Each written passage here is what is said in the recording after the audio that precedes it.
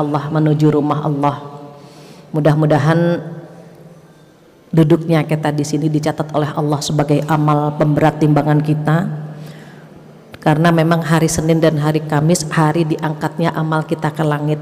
Mudah-mudahan ini sebagai bukti Allah memberikan kita karunia yang luar biasa. Tanpa izinnya kita tidak bertemu hari ini. Semoga yang hadir hari ini Allah berikan badan yang sehat, umur yang panjang, rumah tangga yang sakinah, anak-anak yang soleh-solehah. Mudah-mudahan kita semua dikumpulkan di jannah. Amin ya rabbal alamin. Tak lupa salawat dan salam kita sampaikan kepada kekasih kita Rasulullah sallallahu alaihi wasallam, di mana beliau bersabda, kullu mauludin yuladu alal fitrah. Setiap bayi yang terlahir dalam kondisi fitrah. Apa fitrah? Punya potensi tauhid. Di dalam dirinya ada kalimat la ilaha illallah Muhammadur Rasulullah. Itu seluruhnya begitu. Semuanya begitu. Maka kata beliau apa? Fa abawa yuhawidanihi au yunasranihi au yumajjisani. Maka kedua orang tuanya lah yang menjadikan dia Yahudi, Nasrani atau Majusi. Alhamdulillah di antara kita banyak turis itu turunan Islam. Alhamdulillah kita banyak yang turis. Ini pun anugerah yang luar biasa. Kalau ditakdirkan kita memiliki keluarga yang sudah dari kecil beragama Islam atau sudah menyembah Allah dari awal, itu pun atas pilihan Allah. Seandainya kita disuruh memilih gitu ya, dilahirkan dari keluarga baik-baik atau bukan, pasti kita akan memilih dilahirkan dari keluarga baik-baik, dan doa kita dikabulkan, kita diberikan orang tua yang muslim atau muslimah. Jika ada mu'alaf, itu pun atas kehendak Allah, diberi kesempatan menyembah Allah sebelum menghadap Allah. Mudah-mudahan kita semua istiqomah mengikuti ajaran beliau dan bisa bersama beliau di syurga nanti insyaallah. Amin ya rabbal alamin. Tema kita hari ini tentang anak.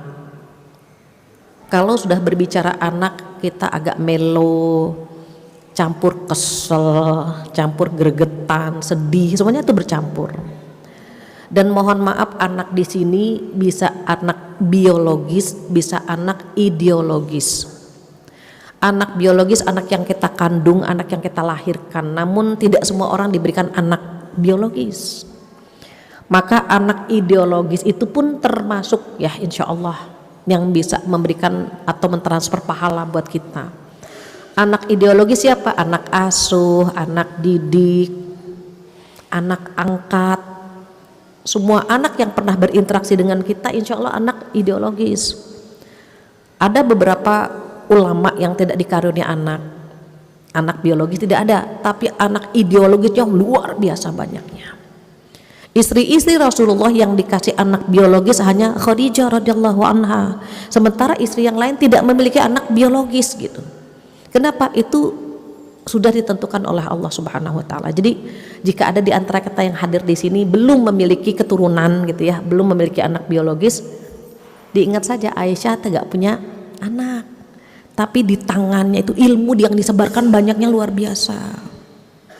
Jadi udah Allah tentukan. Bagaimana dengan wajah-wajah yang sudah memiliki anak? Agak berbeda ya, yang punya anak itu alisnya agak turun sedikit gitu.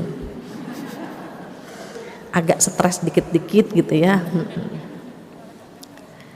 Jadi kalau ada anak yang 1, 2, 3 gitu ya, itu pun sama nominalnya, jumlahnya itu pun ditentukan oleh Allah Subhanahu wa taala. Itu yang perlu kita ketahui.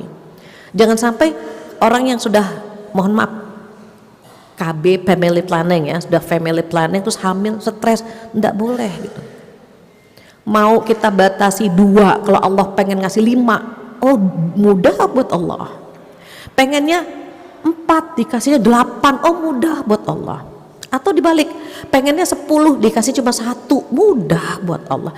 Kalau kita bergantung sama Allah, semua keputusan Allah adalah yang terbaik, termasuk anak, itu pun akan kita terima dengan lapang dada, dengan bahagia. Ibu-ibu solehat tolong buka surat At-Taghabun ayat 14. Atau Neng MC-nya boleh tolong dibacakan artinya. Ayat 14 dan 15. Silahkan, iya. Bismillahirrahmanirrahim. Wahai orang-orang yang beriman, sesungguhnya di antara istri-istrimu dan anak-anakmu ada yang menjadi musuh bagimu.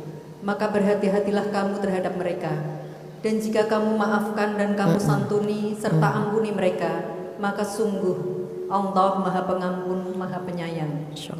Sesungguhnya hartamu dan anak-anakmu hanyalah cobaan bagimu, dan di sisi Allah pahala yang besar. Sadaqallah. Ketika menyampaikan tentang anak dan pasangan, Allah tidak memanggil wahai orang Islam. Yang dipanggil sama Allah siapa? Orang-orang yang beriman. A'udzubillahi minasyaitonirrajim. Ya ayyuhalladzina amanu. Wahai orang-orang yang beriman. Iman itu memiliki energi. Iman itu memiliki cinta. Iman itu memiliki kekuatan untuk menjalankan perintah Allah. Orang kalau ada imannya, ini kan iman naik turun ya. Kalau imannya lagi naik, pikirannya positif.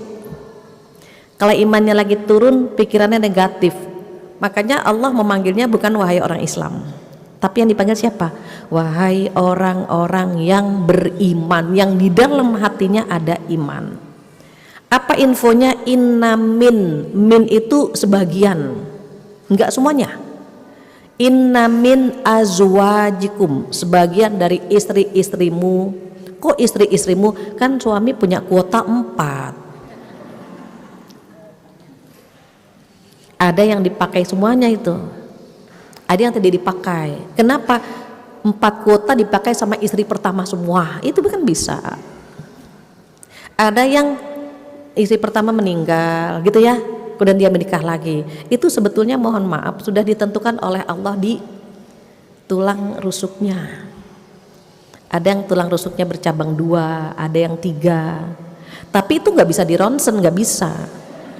Jangan dibawa suami kita ke rumah sakit, coba tolong cek dok, ini tulang rusuknya cabangnya berapa, enggak bisa. Jadi even dia misalnya mohon maaf genit gitu ya, dia genit pengen nikah lagi, tapi kalau ditakdirkan sama Allah beristri 1, itu enggak. Ini kalau kita bicara takdir. Kalau yang macam-macam kita nggak bahas lah ya, kan ada yang memang cerai nikah gitu ya, ini kita nggak bahas. Kalau kita bicara takdir itu sebetulnya sudah ditentukan oleh Allah. Maka kalimat min itu sebagian gitu. Sebagian pasanganmu, pertama pasangan dulu, kedua apa? Dan anak-anakmu, diingat ya, sebagian. Enggak semua pasangan bermasalah, enggak semua anak bermasalah gitu maksudnya. Tapi ketika Allah menyampaikan sesungguhnya sebagian istri-istrimu dan gitu ya, anak-anakmu itu jadi musuh. Apa rahasia kalimat musuh? Musuh itu yang bikin kita pengen tengkar, pengen debat, beda pendapat. Kita sama suami suka cekcok, itu biasa. Biasa itu. Justru kalau kita pengen biar nggak debat, bagaimana kayak patung. Dia sehat mah. Mau beli apa? Nggak bisa. Apalagi perempuan dikodratkan oleh Allah, ditakdirkan oleh Allah itu suka ngomong gitu. Sehari berapa? 20.000 kosakata sehari. Kalau dia nggak ngomong itu dia tekanan batin, jiwanya nggak sehat. Sementara kalau laki-laki cuma 7.000. Di masa Rasulullah saja itu Rasulullah sudah paham itu. Makanya beliau mendengarkan kisah Aisyah radhiyallahu anha itu kalau cerita kepada beliau itu tentang 11 temannya, 23 temannya, didengerin nggak? Didengerin sama Rasulullah. Kayaknya ibu-ibu pulang bawa dalil, Rasulullah aja mas gitu. Itu didengarkan gitu, sampai beliau ngantuk-ngantuk. Kenapa? Karena beliau tahu perempuan itu suka didengarkan ceritanya. Kalau suaminya tidak mendengarkan, itu biasanya yang jadi korban siapa? Temennya. Iya, tahu nggak aku punya masalah, ya cerita lagi nih, ya gitu kan. Karena memang dia kalau bicara itu apa, jiwanya sehat gitu. Di masa Umar pun demikian. Ketika Umar memiliki istri yang luar biasa gitu ya, Umar itu kan terkenal dengan pedang terhunus gitu. Sampai para sahabat pengen minta tips sama Umar bagaimana mengatasi istri yang cerewet gitu kan. Ketika sampai di rumah Umar, ternyata istrinya Umar lagi gitu. Apa kata dia ini? Sama saja istri kita sama istrinya Umar, cerewet gitu. Perempuan itu kalau nggak ngemil, ngemol, ngomel. Iya, iseng ngemil gitu kan, liburan ngemol, capek ngomel, udah gitu aja. Jadi saat melihat istrinya Umar lagi marah-marah, sahabat bingung. Loh, Umar itu terkenal pedang terhunus, tetapi ketika istrinya marah-marah, beliau diam gitu. Perhatikan para ulama, itu sama istri itu bukan takut ya, mohon maaf diluruskan. Bukan takut istri, tetapi sayang sama istrinya. Saking sayangnya, ngomel juga didengerin aja gitu. Karena mereka tahu ini amanah dari Allah gitu. Kalau para suami memahami ini, akan dibiarkan istrinya, udah ma, udah capek, udah capek ngomel, capek gitu. Umar pun demikian. Ketika akhirnya pria itu akan pergi, apa kata Umar? Fulan, apa yang mengantarmu datang ke rumahku? Apa jawaban bapak ini? Ya Umar, aku sebetulnya mau datang ke sini minta tips bagaimana mengatasi istri yang cerewet. Apa jawaban Umar yang luar biasa? Biarkan istri kita marah-marah, biarkan istri kita ngomel-ngomel, biarkan. Coba bayangkan, bayangkan kata Umar, dia melahirkan anak-anak kita, dia mengandung buah hati kita, dia mencuci pakaian kita, dia memasak buat kita, padahal itu bukan kewajibannya kata Umar. Maka ada beberapa ulama yang berpendapat bahwa memasak dengan mencuci bukan kewajiban istri. Apa definisi wajib? Wajib dikerjakan mendapatkan pahala, ditinggalkan berdosa. Salat 5 waktu hukumnya apa?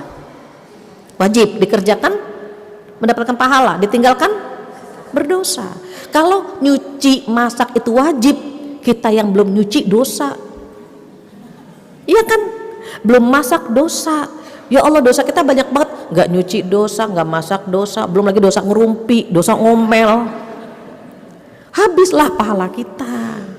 Makanya kata Umar, biarkan, coba, Masya Allah, biarkan istri kita marah-marah, biarkan, dia capek kok mengandung anak-anak kita, membesarkan buah hati kita, mencuci pakaian kita, memasak buat kita, padahal itu bukan kewajibannya. Maka para ulama mengambil statement Umar ini bahwa memasak dengan mencuci bukan kewajiban istri, tetapi amal soleh gitu. Amal soleh yang dicatat pahalanya sebagai pahala yang luar biasa. Kewajiban istri apa sih? Taat. Kalau kadang-kadang suami minta bikinin rendang, taat gitu. Tapi beda ya, bukan wajib. Kalau misalnya, Mas, kalau untuk hari ini kan libur nih, kalau beli aja gimana? Ada bargaining kan? Capek ya, sekali-kali lah libur. Boleh kan? Boleh. Oh gitu ya, iya. Kan sekarang di zamannya zaman delivery kan. Oke, boleh kan gitu. Jadi ada bargaining lah gitu. Nah Umar juga Masya Allah Umar ini. Ketika kedatangan seorang bapak yang mengatakan anaknya durhaka. Anak ini nanya, ya Khalifah, sebetulnya hak anak apa sih gitu.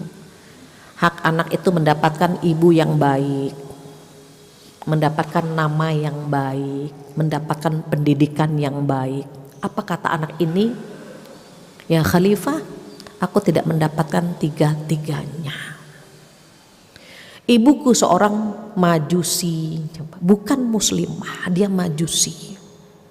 Namaku Ja'lan atau Ju'lan yang artinya apa? Cecurut, tikus. Orang tuaku tidak pernah memberikan atau tidak pernah mengajarkan satu huruf pun dari Al-Quran. Apa kata Umar? Kalau begitu bukan kamu yang anak durhaka, nak. Orang tuamu adalah orang tua durhaka. Nah bagaimana dengan kita? Padahal kita pengen banget anak ini menjadi anak yang soleh, yang berbakti gitu kan, yang bisa menjadi harapan masa depan kita, baik di dunia maupun di akhirat. Kadang-kadang harapan dengan kenyataan kan berbeda. Makanya tema kita antara anak itu antara harapan dengan ujian. Maka dikatakan oleh Allah nih, ujiannya apa? Kadang-kadang pasangan atau anak kita menjadi musuh buat kita. Musuh itu nggak sependapat. Yang ada di pikiran kita dengan yang ada di pikiran anak-anak beda. Yang ada di pikiran kita dengan yang ada di pikiran suami kita berbeda. Kita suka berpendapat gini, kita lebih mendominasi perasaan, suami akal ya. Laki-laki kan akalnya, kita perasaannya. Ketika komunikasi, apa kita bilang sama suami? Mas, kalau bicara pakai perasaan kenapa sih gitu? Nggak bisa. Terus suami bilang sama kita, bunda mikir mikir gitu. Kita disuruh mikir kan, karena kita lebih dikuasai oleh perasaan. Itu saja sudah beda pendapat kan gitu. Anak juga sama, nak pengennya kamu kesini. Tapi ternyata enggak, aku nggak mau ke situ, aku mau ngambil jurusan gitu kan. Kita pengennya gitu. Satu hal yang perlu kita ketahui, ujian dari pasangan, ujian dari anak-anak itu sudah dicontohkan semua dalam Al-Quran. Nabi Nuh, Nabi Lut, bayangkan diuji lewat istrinya. Nabi Nuh diuji juga lewat anaknya. Nabi Adam diuji lewat anaknya. Nabi Ayub diuji lewat anaknya. Bagaimana tidak? Abang-abangnya Nabi Yusuf kan iri kepada Nabi Yusuf sampai dilempar ke sumur. Itu Nabi. Kenapa diuji lewat anak-anaknya? Hiburan buat kita bahwa hei, Nabi saja diuji lewat anaknya loh gitu. Nabi pasti kan sudah memberikan yang terbaik untuk anak-anaknya kan pasti. Terus siapa kita? Kita belum ngasih yang terbaik kan buat anak-anak, cuma berusaha memberikan yang terbaik. Jadi kalau ada di antara kita yang mengalami ayat ini atau menghadapi seperti yang ada di ayat ini, pasanganmu, anakmu gitu ya, musuh bagimu, ya harus apa? Berlapang dada. Karena kata Allah, kalau kamu memaafkan, menyantuni, mengampuni, sesungguhnya Allah maha pengampun. Sudah ditakar sama Allah. Contoh, air ini kan gitu ya, air ini kan satu botol, ada lagi kan air mineral yang satu gelas gitu ya. Mental manusia tuh begitu, ada yang cuma segelas, ada yang sebotol, ada yang segalon, ada yang setoren.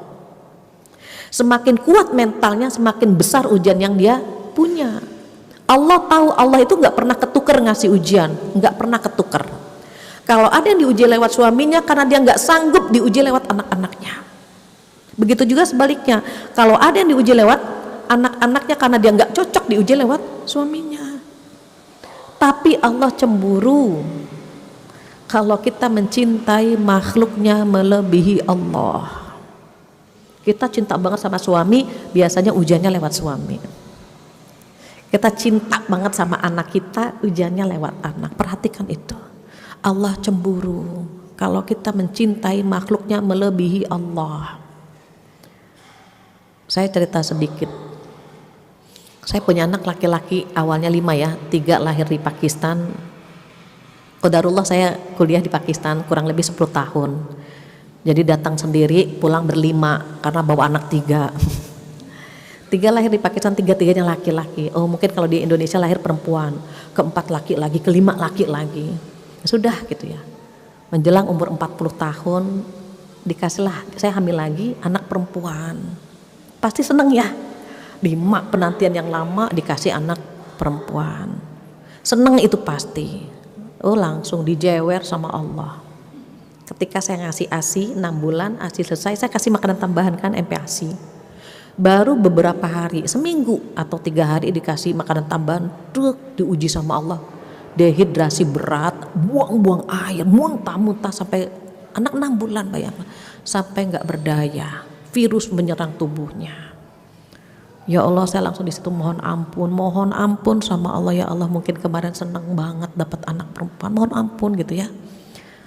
Karena mulutnya penuh dengan selang, hidungnya selang, tangan kiri kanan selang, kakinya penuh dengan selang, sampai Bu izin ya dibelek tangan anak saya umur 6 bulan, dibelek untuk masukin selang dari situ. Oh itu langsung kayaknya kita udah nggak berdaya ya di situ ya. Ya Allah, semua milikmu, semua milik. Mohon ampun ya Allah, kasih kesempatan saya mendidik dia. Sekarang sudah kelas 2, mau naik kelas 2 SMA. Tapi artinya kalau kita cepat-cepat introspeksi gitu, Jadi kalau diuji, ya Allah jangan-jangan itu harus langsung gitu. Kenapa? Kalau nggak istighfar, ujiannya akan dari pintu itu terus gitu. Terus kalau misalnya kok udah istighfar, udah memperbaiki, kok ujiannya dari situ, berarti kita akan diangkat derajat kita lewat pintu itu. Diangkat sama Allah. Kenapa? Nangis, capek, ngerawat anak, mendidik anak tuh pahalanya tuh besar banget gitu. Nggak semua orang mampu, nggak semua orang mampu. Maka disitulah Ali berkata apa? Cara mendidik anak itu kan 3x7. Apa 3x7? 7 tahun pertama gitu ya, atau boleh bebas mau 7x3 atau 3x7, hasilnya kan umurnya 21 gitu. Jadi apa kata Ali? Kalau anak umur 0 sampai 7 tahun itu jadikan dia sebagai raja, rajanya kita. Kita servis. Terus kita apa? Kita penasehatnya. Nah, makan pakai tangan apa? Dan itu harus diulang. Kenapa? Selnya belum nyambung, anak belum 7 tahun tuh belum nyambung. Jadi kita diuji kesabarannya apa? Capek di fisik. Mama susu, mama kita buatkan susu gitu kan. Mama pipis, mama kita antar ke kamar mandi, kita mandikan. Nih sentuhan ke anak itu ada quantum touching. Sentuhan yang memberikan kekuatan, mandiinnya, nyabuninnya tuh gini. Kalau ibu-ibu repot, ibu-ibu nggak sabar nyabunin kan cepetan gitu. Mana ada quantum touchingnya di situ? Meluknya, bunda ngajar dulu ya. Itu beda. Berapa? Cepetan, sarapan, lu kan beda. Sayang, tapi sayangnya disampaikan dengan teriakan, dengan gergetan, makan gitu. Itu akan beda dengan makan sayang. Kalau kita capek, waktu kita sempit, mana bisa kita memberikan yang terbaik buat anak kita kan gitu. Maka terbentuklah anak kita di situ. Kalau dia puas sama ibunya, itu kan seperti jiwa, kan seperti balon yang ditiup. Dia melambung kan gitu. Tapi sayangnya kita kadang-kadang nggak sabaran. Padahal ujian pertama 0 sampai 7 itu capek di fisik. Terus gimana sih biar bisa sabar gitu ya? Ketika dulu bisa dibayangkan ya, saya kuliah ngajar punya anak 3 di sana. Lagi enak tidur, yang satu minta pipis. Kuncinya saat itu cuma satu, ya Allah, alhamdulillah. Dia pipis lewat saluran yang sudah engkau sediakan. Coba kalau dia pipisnya lewat selang gitu. Coba kalau dia pipisnya di tempat tidur, nggak jadi ngeluh ibu. Kita lihatin, masya Allah, udah nak, serah. Gitu. Nanti baru ini lagi mie susu, bikin lagi anak 3, karena saya termasuk yang golkar, kesenggol mekar, nggak boleh ngeliat suami hamil. Baru 7 bulan ngeliat suami hamil lagi gitu ya. Jadi anak masih jaraknya deket-deket. Tapi ketika dia bilang umi susu, ya Allah, alhamdulillah anak ini bisa bicara, susu. Coba kalau dia nggak bisa bicara, dia kelaparan, dia kehausan tengah malam. Begitu tuh, yang begitu-gitu tuh membuat kita apa ya, menikmati proses itu gitu.